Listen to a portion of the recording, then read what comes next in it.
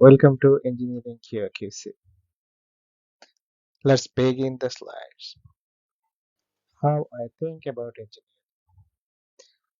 Engineering is a process where I use my thinking power to imagine an object, following methods, calculations, applications, operation, and by the completion of the documentation, the object will fulfill my imaginary thought.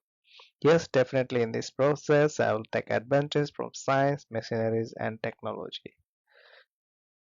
আমি প্রকৌশল সম্পর্কে কিভাবে চিন্তা করি? প্রকৌশল হলো এমন একটি প্রক্রিয়া যেখানে আমি আমার চিন্তা শক্তি ব্যবহার করে কোনো বস্তুকে কল্পনা করব, পদ্ধতি, গণনা, প্রয়োগ, ক্রিয়াকলাপ অনুসরণ করে এবং কাগজপত্র সম্পন্ন করার মাধ্যমে বস্তুটি আমার কল্পনাপ্রসূত চিন্তাকে পূর্ণ করবে।